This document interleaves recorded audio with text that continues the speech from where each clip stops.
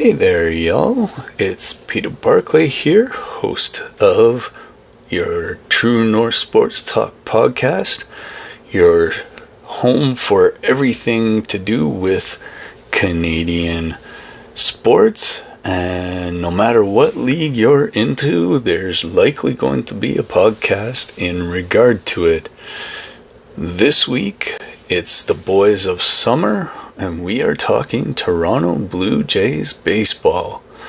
This week spanning from July 7th to the 12th, and our team right now is sitting at about 55-40, and that is right up there in all of baseball for one of the best teams. This team this year has been a bit of a revelation in the AL East. We did not necessarily expect them to be at this spot in the AL, and they are 2 games, or at least they were 2 games ahead of the Yankees to lead the division. Now, this is the first time we've been in first place this late in the season since 2015-2016, and all in all, after this many games, this is probably the best record they have had since 1993 at this point in the season.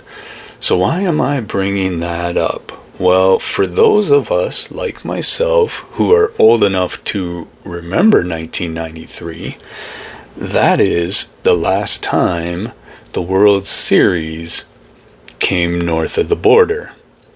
In this week here, we've seen history being made in the Toronto Blue Jays with Vladimir Guerrero Jr. He is the youngest player to enter the 1,000 career hit club, and he is the number 10 right now. He's looking to try and one-up his dad at some point in his career if he can, and try and make it to 3,000. So he's a third of the way there. And at just 26 years old, he's got a long way to go, hopefully, in his career. Earlier this month, and for the better part of the last few weeks, we've had a very scorching hot July from George Springer. We also found out that in the All-Star game, which is on Tuesday night, that one Vladimir Guerrero Jr. will be at first base, and as the backup catcher behind a scorching hot Cal Raleigh will be Alejandro Kirk. Now, just a note on Cal Raleigh. I saw a very interesting note the other day about him, is that while he's got almost 40 home runs and is just this big deal right now, DJ LeMahieu got designated for assignment by the Yankees with a higher batting average. Go figure. Jumping back to the Blue Jays now, in Blue Jay land, Bo Bichette has had a very nice bounce back season and is a bit of a resurgence of sorts. And for him, that's going to be a big thing, because is he going to be worth what he asks for in free agency? If I'm the Blue Jays, I'd be attempting to lock him up as soon as humanly possible with his contract, just to keep him and Vladdy together. And you got Anthony Santander that's going to be coming back at some point. You got Dalton Varsho that's going to be there fairly long term. Looking like mid-August, we're going to have Alek Manoah back in the mix. And we've had unexpected elements or things provided by Nathan Lucas, Ernie Clement. Myles Straw has been a revelation of sorts as well. Like, we've had all these role players who have been providing such strong additions to this team so far that we didn't really know we were going to get coming out of spring training. In the rookie department, Addison Barger. Wow, he's had a breakout year this year. He has done far better than I think anyone expected. At the very beginning of the year, it was almost like he was going to be a Davis Schneider type player where he's up and down as they need him, in and out of the lineup. And the way he's been hitting lately, with the exception of maybe last night, it's hard to put him on the bench. Which kind of leads us into the next thing here, and that is the fact that early on in the season, we had so many injuries in just the disappointment of Bowden Francis, the injury to Max Scherzer, and we've been kind of like, what are we going to do here? And no matter what happens, I still say the Blue Jays need new management. Let's be clear, I made a podcast about that early in the year. Even though the Blue Jays are doing way better now, I still think we need some new management because there is some pitching, some hitting that the Blue Jays need, and I just don't think the capital is there to go make those moves. Now, Eric Lauer has been a revelation. Max Scherzer coming back, he has looked almost like his old self as long as they get him enough rest. And that starting pitching staff has been fairly stable. Now, anyone who watched the game last night, some of the next couple of things to mention kind of made this podcast a bit of a oops kind of thing, but hopefully they're just blips on the radar. Now, one of the things that I was going to mention was Tyler Heineman. He has been more than an adequate backup to Alejandro Kirk this year. He threw out at least one base runner last night. Granted, he had those two catcher interferences. He threw a ball away on a play that is like degree of difficulty out of 10 was like a 12. So he had a very tough night last night. So we'll give him that one. But overall, on the whole, he has been very, very good this year. And for Canadian fans, this is our team. They're shining brightly on the global stage at the right times. They have to find a way and maybe make a move or two that allows them to maintain going into September, October, and even November baseball. And they need to find a way to either win the division or they have to get past the wild card. And if they don't get past the wild card and there are not changes made to this team this offseason, this fan base is not going to be happy with ownership. And with the All-Star game coming up in Atlanta, again, July 15th, which is Tuesday. So we have to, yes, this team's doing really well right now. We're here to talk about that, find out what they're doing real well, and all that kind of stuff. But as always, this is the American League East. After the All-Star break, they have a series with the New York Yankees where, depending on how it goes, this could be where they drop back to second again. So that's a big test that's coming up. The AL East is the toughest division in all of baseball. And so the sustainability of what we've seen over the last little while is going to be tested. So, one thing we don't really get into a whole lot over this podcast, but we probably should have put it in there a little more, is the 10-game winning streak. They swept 2 series in a row, one of which was the Yankees. And that's not to be understated because there's only, other teams have only had 11-game winning streaks. So this is one of the best streaks in franchise history. And it was this team. So they played really well over that time. Things kind of went their way. and we're going to dive deep into some stats. I always question the hype because one thing I learned from listening to a mentor in this business over years and years is that you take the 10-game winning streak, you take the worst losing streak, and you throw those out the window. Your team is going to be somewhere in the middle. What we're looking to get to here with the Blue Jays is somewhere in the 93 to 97 win range, because that's what you're going to need year in and year out to win the East. And in some cases, if you have the Yankees that are hot, you have Tampa Bay that's hot, you get Boston on a roll, which they've been on a 9-game win streak, you may need 100 or more wins out of a team to win the AL East. This is still the hardest division in all of baseball. So we can't forget that. So as much as we're talking up the team right now, we still have to be real careful, because even a team like the Athletics last night, they hit a burner and came out 4-3 victors. And the umpiring aside from last night, because it was questionable both ways at times, but in the 9th inning, it was really questionable against us. There were players who needed to be restrained because they were right in their assessment.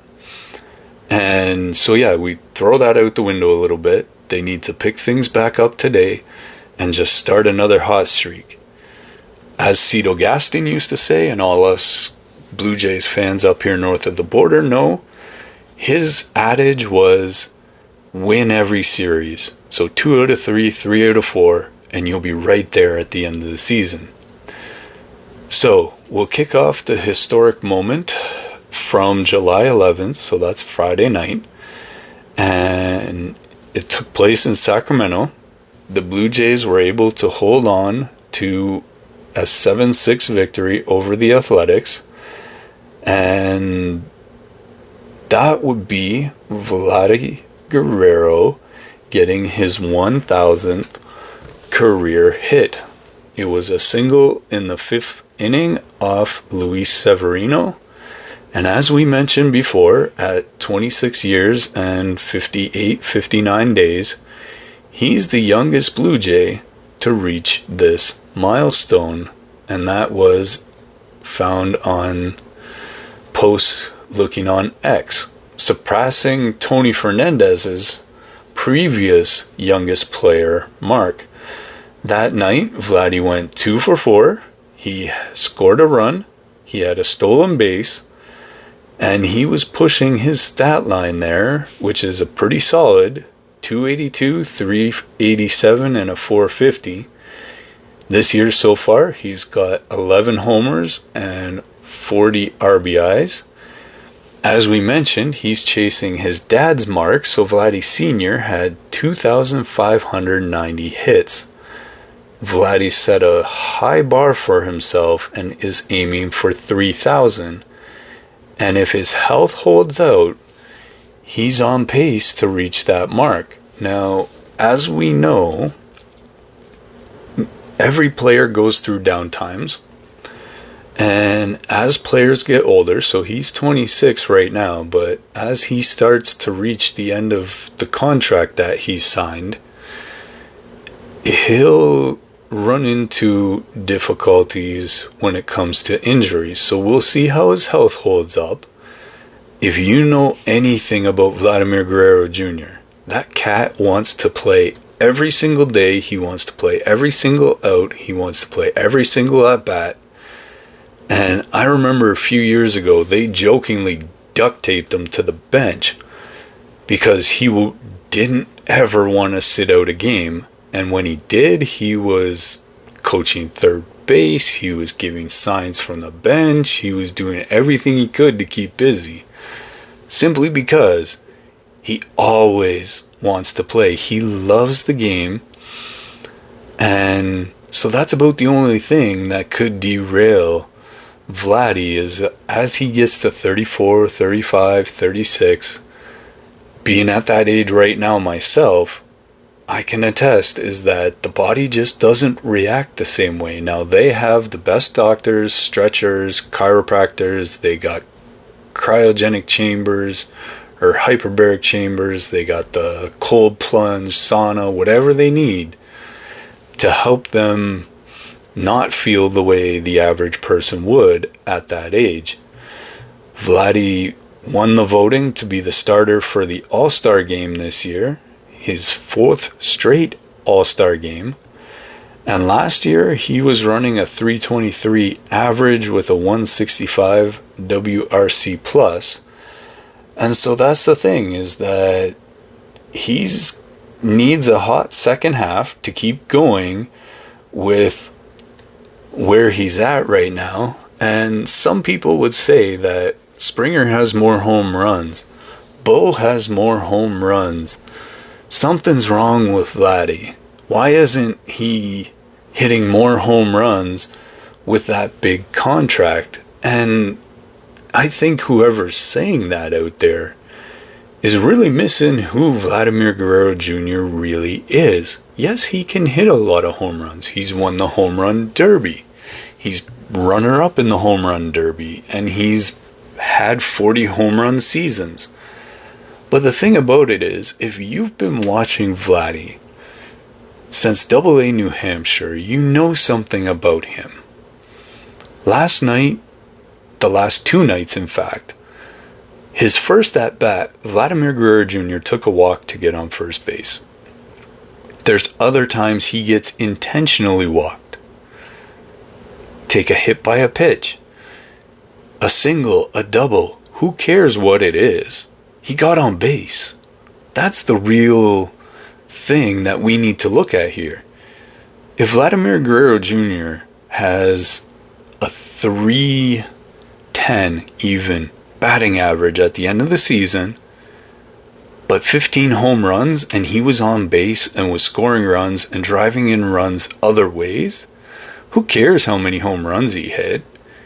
He's earning and justifying that $500 million contract. It's just not coming the way you think it should. Vladdy is an all-around player. He's got a gold glove. I would suspect there could be more gold gloves in his future. He makes strong, high IQ decisions on the diamond to the point where he directs traffic in the infield sometimes. And so that's the thing, is you really have to look at the whole picture with Vladdy. It's not just about the home runs. That part you can really throw out the window. He's hitting 282 right now.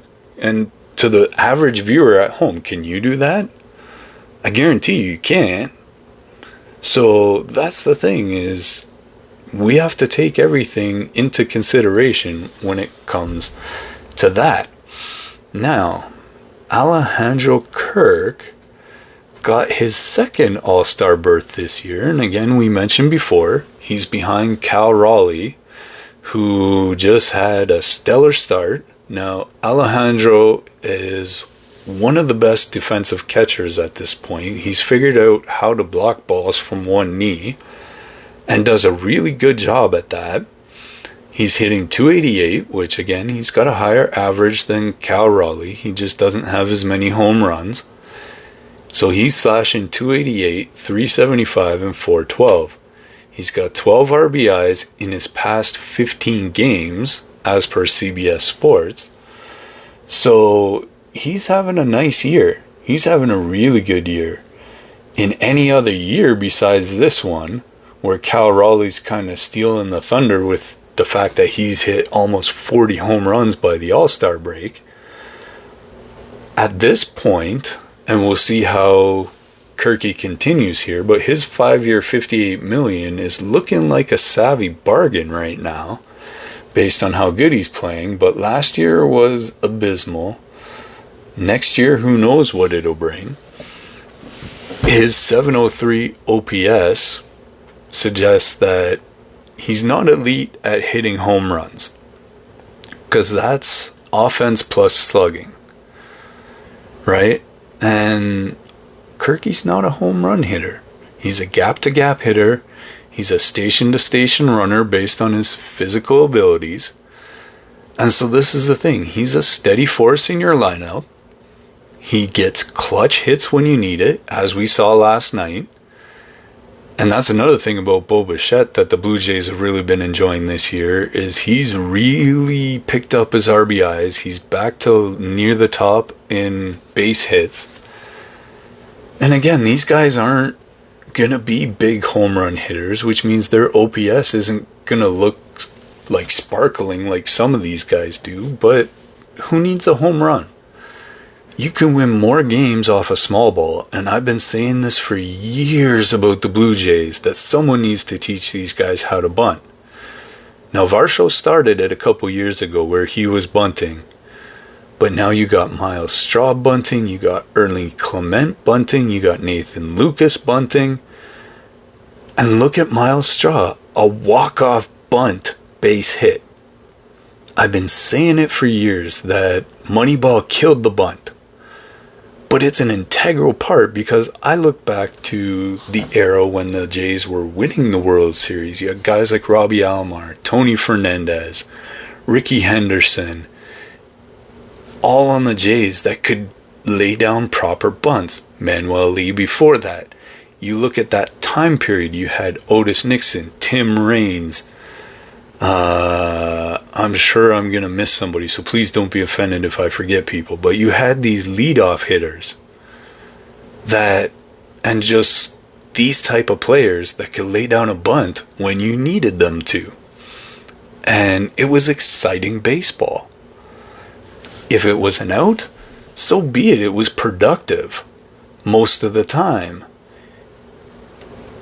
The Jays have been missing that. And this year, just watching this team with the eye test shows me that that bunt has been missing from the game of baseball.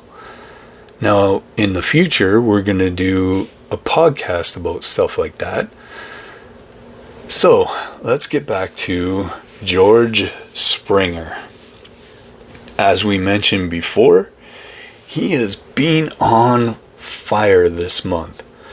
Through Friday night, he's hit 254, 297, 433 over 19 games. He's got, 11, like 12 or 13 home runs. And 13 of his 36 RBIs have all come in the month of July. Again, found that on CBS Sports. And his June Grand Slam against the Guardians. And then July 1st, he had another one. It was the one against the Guardians, 421 feet. And his OPS is 674, which is a rebound from last year. And at 35, we know he's getting older. He hasn't hit his max exit velocity since 2023, but he's got 16 stolen bases. He's still taking his walks. He's lugging out like infield ground balls and ground balls to first base. He's got lots of versatility. He still plays a stellar right field.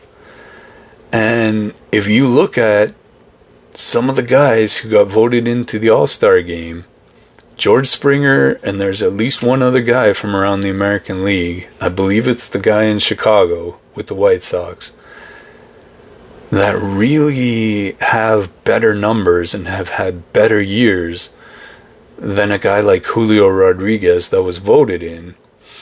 And so that's a bit of a snub to George Springer, because I'd say he's had an all-star year this year. He's bounced back considerably over last year, and his 433 slugging deserves consideration over some of the people that were picked. Then there's Bo Bichette, who's staging a bounce back after last year, which was a 232, 276, 331 disaster, at least by his standards. And he just seems healthy this year. Like, he's happy, he's playing better, He may have gained a little bit of weight, but it hasn't hampered him at all. He's hitting 278 this year, which is more closer to normal. 324, 438. He's got 13 RBIs in his last 15 games, as per the Toronto Sun, which is where we found that. He had a 2-run pinch hit homer on May 28th, which is unusual for him, because he's another guy like Vladdy who would really prefer to be in the lineup every single day. So the fact that he took a day off,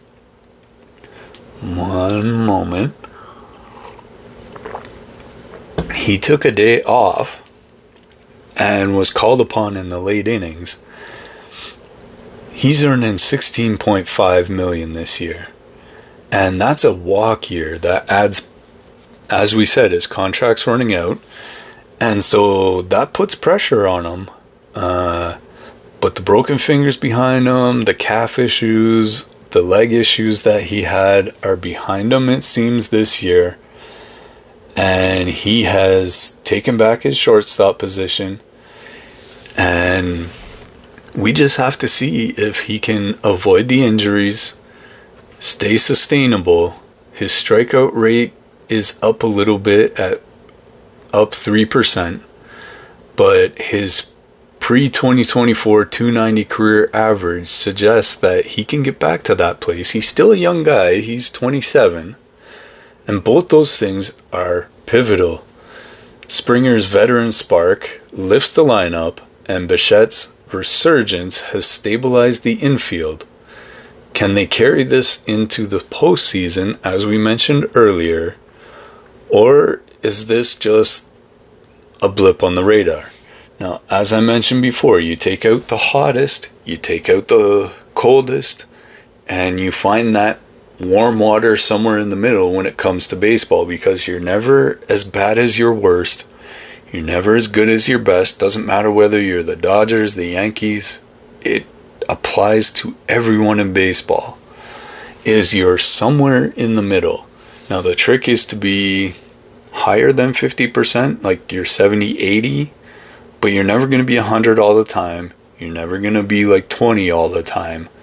But the trick is to be 75, 80, 85 as consistently as possible. And that's what you're looking for here. Is 10-game winning streaks? Maybe not always. But like I said, 3 out of 4, 2 out of 3. If you're having a doubleheader, don't split it. Win the doubleheader. That kind of a thing. The next thing we're going to look at, as we mentioned here, is the depth the Blue Jays have shown this year. And that starts with Nathan Lukes. In 144 plate appearances, he has a 633 OPS. He delivered a 2-for-4, 2 RBI night on Friday night per Sportsnet. And watching that game, that is accurate. He has a key single against the Yankees on July 4th, and he's had many more of them. Ernie Clement, the Canadian Earn Dog. I guess that's a nickname for him that people have come up with, even though he's not actually Canadian. He's had 3 homers, 7 RBIs in his last 10 games per Bleacher Report. He's been shining wherever they've put him, whether it's third base, shortstop. They've had him at second. They've had him at first. From what I remember, he's even had a game or 2 in the outfield. So wherever they've put him, he's managed to do really well at it, even if it's not his natural position. Every time you look around, you see that number 22 on base somewheres. Whether he got a single, a double, a triple, whether he stole a base, he's just been really solid all the way around. Myles Straw, he has a 633 OPS, so again, he's not a guy who's lighting up the home run thing, but he has a lot of speed. He can bunt the ball, so he's had 2 steals this week. He's a Gold Glover with St. Louis. So he's a real solid defender, stepping in for Dalton Varsho, mostly in center field, but he's played some of the other corners too. And he's just a guy that you can count on. If you need a pinch hit, if you need late inning defense, he's the guy. Again, as we mentioned before, oh my goodness. There was a time Addison Barger was hitting second. He was hitting so well. He was protecting Vladdy in the lineup. He protects Kirk in the lineup, or Bichette, whoever they have in the cleanup spot. He was taken in the 6th round, but he has blossomed. He's been in the leadoff spot this year. He played on July 4th against the Yankees. He had a walk-off single.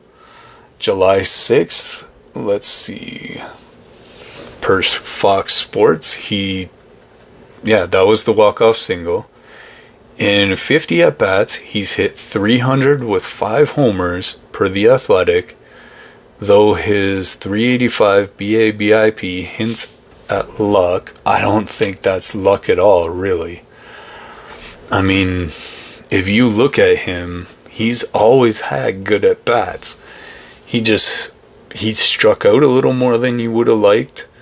In 2022, he broke out in the minor leagues. He seemed to figure something out. So he was, back then in 2022, he was hitting 291, 385, 514. So that would suggest that there's no luck involved here. He's just starting to figure out major league pitching a little bit more.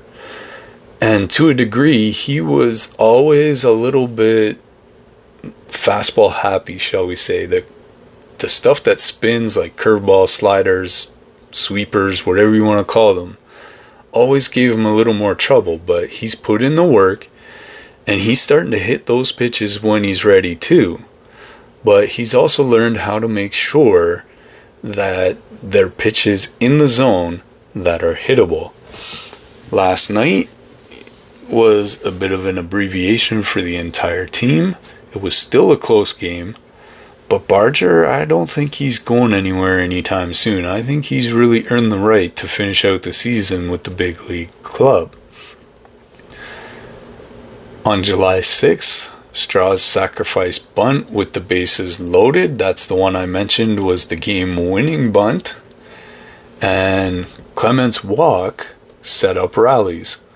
Barger's power could be a playoff X factor when they get there. And he just has to adjust to what they're doing to him, and he will. So the depth of the team is all of a sudden a strength. The question is, can it hold once you get against postseason pitching? Because pitching rosters, they slim down during the playoffs to 2 or 3 guys that can get you through a series. Now, the rotation's turnaround has been a bit of a stunner so far this year. They started out so bad that I remember at the beginning of the year, I was ready to trade Gausman, trade Barrios, because they're getting older, and they were just pitching atrociously. To me, I would have sent Bowden Francis down to the minors way sooner. Eric Lauer stepped in. He's been 4-1 with a 1.71 ERA. Stabilized the staff, and with 5.1 inning, 1-run outing on July 8th, he's really come around and started to figure some things out. The Jays pitching coaches, Pete Walker, on down through some of the guys in the minors where Lauer started the season, have really brought his confidence back to where he's pitching really well.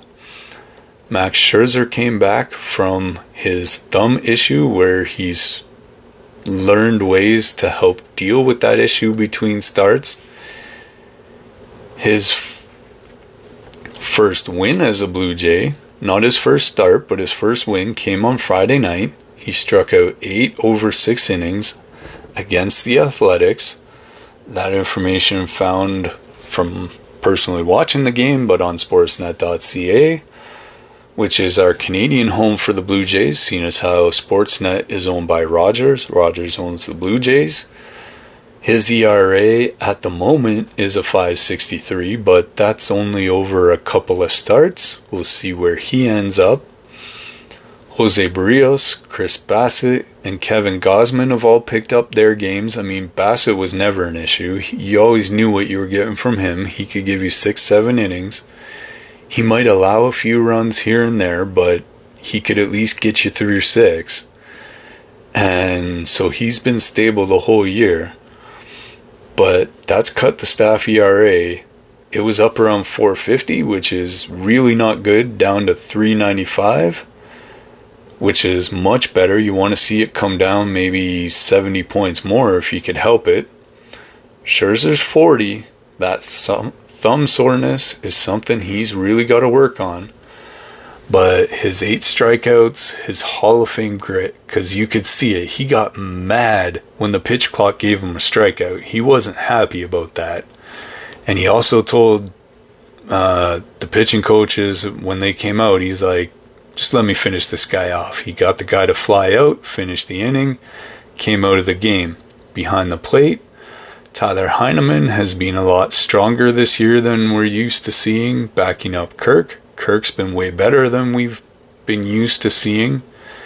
In 20 games, he's hit .267 with a .714 OPS. Found that on ESPN.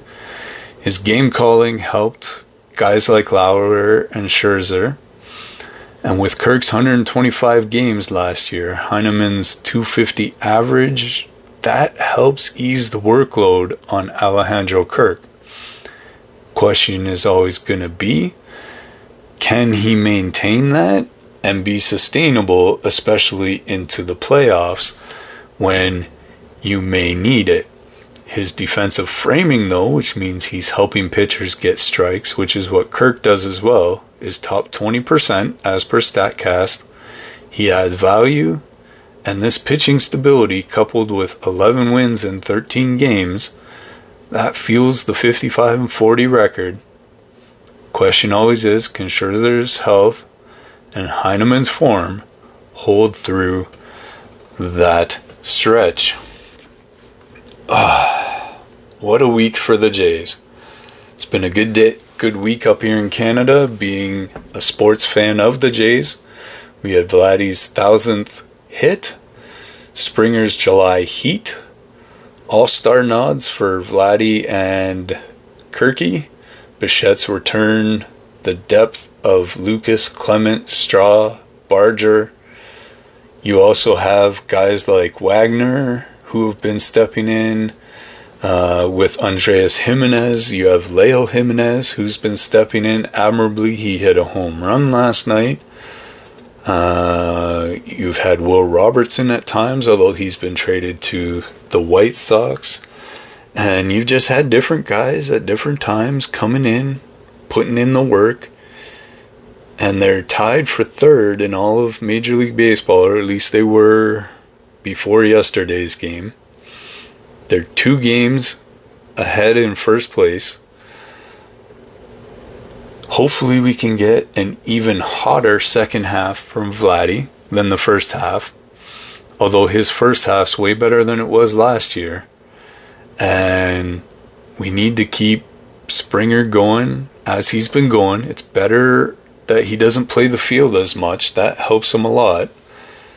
Bichette's bounce back has been great. He's been healthy. Barger's a keeper. He's just got to keep putting in the work, refine his approach a little bit.